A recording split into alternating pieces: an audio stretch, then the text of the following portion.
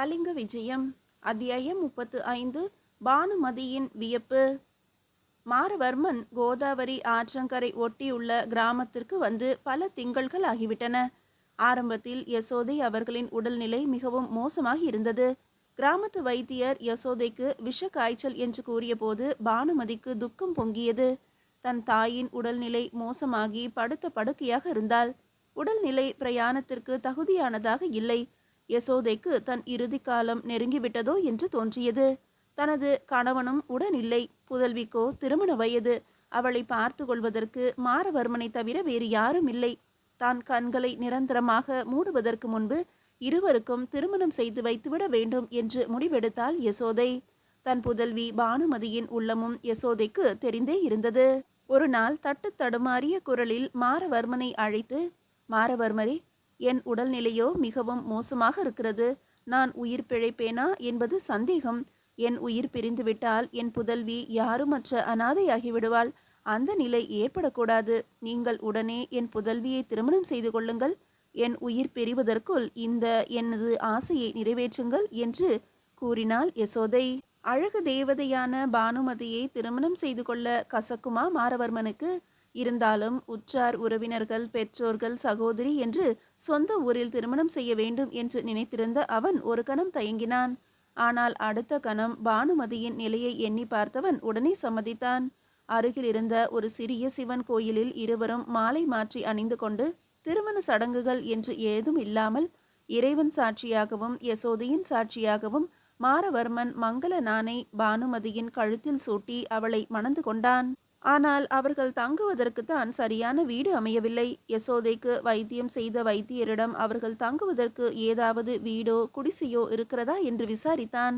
வைத்தியர் மாரவர்மனுக்கு ஒரு யோசனை கூறினார். அவர் வசித்த கிராமத்தில் ஒரு பெரியவர் தனியாக ஒரு தோட்டத்தில் வசித்து வருவதாகவும், வசதியான பெரிய வீடாக இருந்தாலும் அவருடைய மனைவியும் இறந்துவிட குழந்தைகளும் இல்லாமல் தனி ஆளாக அவர் வசித்து வருவதாகவும், அவருக்கு நீண்ட காலமாக காசி யாத்திரை செல்வதற்கு ஆசை இருந்ததாலும் தோட்டத்தையும் வீட்டையும் பார்த்து கொள்வதற்கு ஆள் கிடைக்காததால் வருத்தத்தில் இருப்பதாகவும் தெரிவித்தார் வைத்தியர். நீங்கள் உங்கள் குடும்பத்தாருடன் சென்று உங்களை பற்றி எடுத்து கூறி தோட்டத்தையும் வீட்டையும் பராமரிப்பதாகவும், அவர் காசி யாத்திரை சென்று திரும்பி வரும் வரையில் அங்கு இருந்து பத்திரமாக திருப்பி ஒப்படைப்பதாகவும் உறுதி கூறுங்கள். ஒருவேளை அந்த பெரியவர் சம்மதம் தெரிவிக்கலாம் என்றார் வைத்தியர். வைத்தியரின் யோசனைப்படி கிராமத்துக்கு சென்று மாரவர்மனும் பானுமதியும் பெரியவரை சந்தித்தனர். அவரிடம் மாரவர்மன் தன் சொந்த ஊரை பற்றியும் பெற்றோர்களை பற்றியும் கூறிவிட்டு திருமணம் செய்து கொண்டு திரும்ப நினைக்கும் போது தன் அத்தைக்கு உடல்நிலை மோசமாகி இங்கேயே தங்கும் சூழ்நிலை உண்டானது பற்றியும் தெரிவித்தான். மாரவர்மன் கூறிய விவரங்கள் பெரியவருக்கு திருப்தி அளித்ததால் மாரவர்மனிடம் வீட்டையும் தோட்டத்தையும் ஒப்படைக்க தீர்மானித்தார். அவர் மாரவர்மனிடம் சம்மதம் கூறிவிட்டு, மாரவர்மரே, நான் காசி யாத்திரையை கால்நடையாகவே சென்று வர உத்தேசித்துள்ளேன். நான் திரும்பி வருவதற்கு எப்படியும் 5-6 மாதங்களாகும். அதுவரையில் நீங்கள் வேறு எங்கும் செல்லாமல் உங்கள் குடும்பத்தாருடன் இங்கேயே இருக்க வேண்டும் என்று வேண்டுகோள் விடுத்தார். மாரவர்மனும் எப்படியும் தன் அத்தை யசோதை அவர்களின் உடல்நிலை தேறி பிரயாணம் செய்வதற்கு ஏற்றதாக ஆக குறைந்தபட்சம் 6 மாதங்களாகும் என்று நினைத்து பெரியவரின் வேண்டுகோளை ஏற்றுக்கொண்டான். சில நாட்களில் பெரியவர் காசி யாத்திரை புறப்பட்ட பிறகு மாரவர்மன் பானுமதியுடனும் யசோதையுடனும் அந்த தோட்ட வீட்டிற்கு குடியேறினர். யசோதையின் உடல்நிலை புதிய இடத்திற்கு வந்ததாலும் தன் மகள் பானுமதியின் வாழ்க்கையை பற்றிய கவலைகள் நீங்கியதாலும் மெல்ல மெல்ல தேறியது. ஒரு திங்கள் கழிந்த பிறகு யசோதையின் உடல்நிலையில் நல்ல முன்னேற்றம் ஏற்பட்டு நடக்கவும் சிற்சில பணிகளில் ஈடுபடவும் ஆரம்பித்தாள். மாரவர்மனும் பானுமதியும் திருமணம் முடிந்த பிறகு இல்லற வாழ்வில் ஈடுபட ஆரம்பித்த காலத்தில் யசோதையை பற்றிய கவலையில் இருந்ததாலும் அவளது உடல்நிலையில் முன்னேற்றம் ஏற்பட்ட பிறகு வாழ்க்கை சொர்க்கமாகவே மாறியது. அந்த தோட்டத்தில் பல வகை பூச்செடிகள், பழமரங்கள், பூங்கொடிகள் என்று மிக ரம்யமான சூழ்நிலையில் தோட்டத்தில் இருக்கும் செடி கொடிகளுக்கு கிணற்றிலிருந்து தண்ணீர் பாய்ச்சும் பணிகளும் மாரவர்மனுக்கும் பானுமதிக்கும் பிடித்தமான பணியாகவே மாறிப்போனது. மாரவர்மன் தன் பெற்றோர்கள், சகோதரி, உற்றார் உறவினர் என்று எல்லோரையும் மறந்துவிட்டான் என்றே சொல்லலாம். ஏன், அவனுடைய தலைவன் கருணாகர தொண்டைமானையுமே மறந்துவிட்டான். அவ்வளவு இன்பமாக பானுமதியுடனான இல்லற வாழ்வு அவனை உலகையே மறக்கும் அளவு ஆக்கிவிட்டது. மேலும் சில மாதங்கள் ஆன பிறகு தன் மனைவி பானுமதியிடம் தன் பெற்றோர்களை பற்றியும் சகோதரி மணவாளினியை பற்றியும் அவ்வப்போது பேசுவான். தன்னை காணாமல் தன்னை பற்றிய தகவல் எதுவும் தெரியாமல் அவர்கள் தவிப்பார்கள் என்ற எண்ணம் தோன்றினாலும் உடனே மனதில் கருணாகர தொண்டைமான் அப்படிப்பட்ட கவலைகள் தோன்றாமல் தன் குடும்பத்தினருக்கு தைரியம் அளிப்பார். அவருடைய கட்டளைக்கு ஏற்றவாறு தான் இங்கே யசோதையையும் பானுமதியையும் பாதுகாத்து வருகிறோம். அதனால் தன் குடும்பத்தினருக்கு அவ்வளவாக பெருங்கவலைகளோ அச்சமோ அடைய மாட்டார்கள் என்றும் எண்ணிக்கொள்வான். பானுமதியிடம் மாரவர்மன் அவ்வப்போது தன் சகோதரி மணவாளினியை பற்றி பேசுவான். அவளது தோற்றத்தை பற்றியும் கத்தி வீசும் திறம் பற்றியும் அவளுடைய விளையாட்டுகளையும் பெருமை பொங்க கூறுவான். பானுமதிக்கும் மாரவர்மன் விவரித்ததை கேட்டு அவளை உடனே பார்க்க வேண்டும் என்று தோன்றும். மணவாளினி என்ன அப்படிப்பட்ட அழகி? அவள் உண்மையிலேயே வீரமிக்கவளா? இப்படி பல கேள்விகள் பானுமதியின் உள்ளத்தில் தோன்றும். இருக்கட்டும், இன்னும் சில மாதங்கள் தானே பொறுத்திருக்க வேண்டும் என்று நினைத்து கொள்வாள் பானுமதி. மாரவர்மனுக்கு தன் பெற்றோர்களை பற்றிய நினைவு வரும்போதெல்லாம் பானுமதி அவனுக்கு ஆறுதல் கூறுவாள். அப்போது கூட மாரவர்மன் தன் முதல் கடமை இத்தோட்டத்தை திரும்பவும் பெரியவரிடம் ஒப்படைத்துவிட்டுத்தான் மறு காரியம் பார்க்க வேண்டும். சொந்த ஊருக்கு செல்வது அப்படி ஒன்று முக்கிய வேலை இல்லை என்று உறுதி கொள்வான். மாதங்கள் ஒன்றன் பின் ஒன்றாக கடந்த பிறகு மாரவர்மன் மனதில் வேறு ஒரு கவலை தோன்றியது.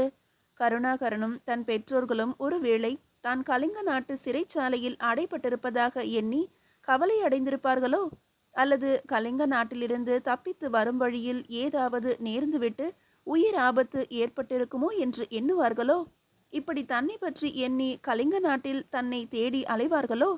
இந்த எண்ணம் அவனுக்கு சிறிது காலமாக ஏற்பட்ட பிறகு மாரவர்மனால் நிம்மதியாக இருக்க முடியவில்லை. தன் மனைவியிடம் இக்கவலைகளை கூறுவான். அப்போது பானுமதி அவனுக்கு ஆறுதல் கூறிவிட்டு அதே சமயம் அவன் பெற்றோர்களுக்கு ஏதாவது ஒரு வகையில் தகவல் அளிக்க வேண்டும் என்று யோசனை கூறுவாள்.